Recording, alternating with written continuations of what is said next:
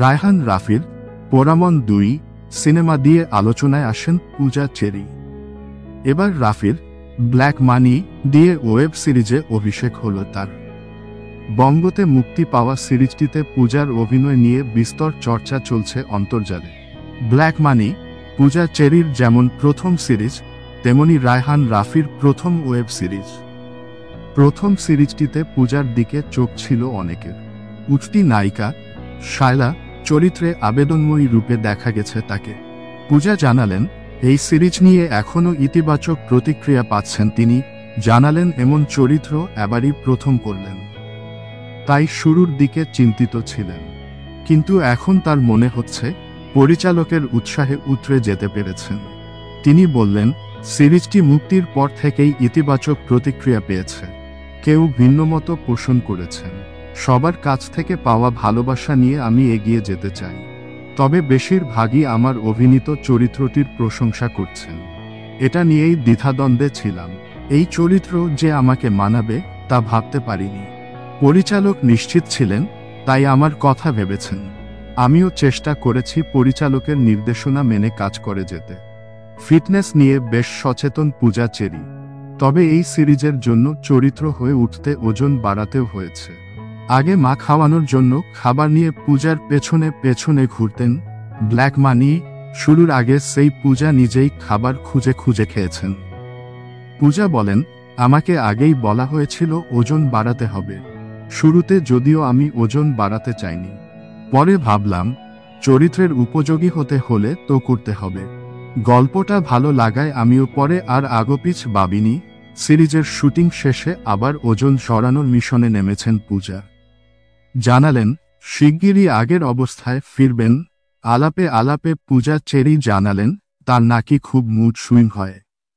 এই মনে হয় কিছু করবেন, এই মনে হয় করবেন না। মাঝে মধ্যে আবার হুট করে বিয়ে করে ফেলতেও নাকি ইচ্ছা করে। পূজা বললেন, আবার মনে হয় আমার বিয়ের বয়সই তো হয়নি, এখন বিয়ে করব না, এখন কাজের বয়স, কাজ করে যাব। আবার মাঝে মাঝে মনে হয় ধুর, কিছুই করব না, চলে যাব দূরে কোথাও, সন্ন্যাসী হয়ে যাব। সবকিছুর পর যেহেতু আমার মায়ের ইচ্ছা ছিল আমাকে অভিনেত্রী হিসেবে দেখা, তার সেই জেদ বলি বা যা বলি না কেন, সে কারণে আজ যা হয়েছি তার কারণে। মায়ের আরও বড় ইচ্ছা, সেই ইচ্ছা পূরণ করতে চাই। বিয়ে প্রসঙ্গে বলতে গিয়ে জানালেন, প্রেম নিয়ে ভাবনাও, প্রেম ও কাজ একসঙ্গে সমন্বয় করা যায় না। হয় মনোযোগ দিয়ে প্রেম করতে হবে, নয়তো কাজ। যেহেতু কাজ করছি, আপাতত প্রেমকে পাশে রেখেছি। প্রেমকে বলেছি, তুমি আমার জীবনে পরে আসো, আগে কাজকর্ম করি। গলুই ছবিতে শাকিব খানের বিপরীতে অভিনয় করার সময় পূজার প্রেমের গুঞ্জন চাউর হয়।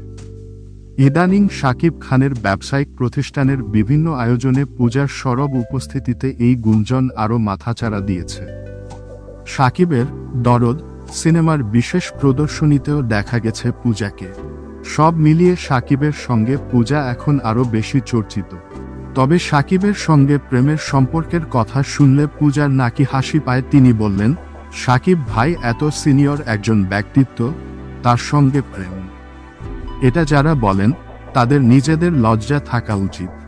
আমরা যারা কাজ করি, হোক তা সিনিয়র কিংবা জুনিয়র, আমাদের মধ্যে কিন্তু একটা দারুণ বন্ধুত্ব তৈরি হয়। যদি শাকিব ভাইয়ের কথা বলি বা সিয়াম, রোশান, ABM সুমন, যাদের কথাই বলি না কেন, সবার সঙ্গে আমার কাজ হয়েছে। প্রত্যেকেই কাজের জায়গা থেকে আমার ভালো বন্ধু। শাকিব ভাইয়ের সঙ্গে এটা তো জীবনেও আসবে না, তাকে ভীষণ শ্রদ্ধা করি। পূজা জানালেন, শুটিং শেষ হওয়া তার বেশ কয়েকটি সিনেমা মুক্তির অপেক্ষায় আছে। নতুন আরও কয়েকটি প্রকল্প নিয়ে আলাপ চলছে। তবে কেবল সংখ্যায় নয়, মানসম্পন্ন কাজের সংখ্যা বাড়াতে চান তিনি।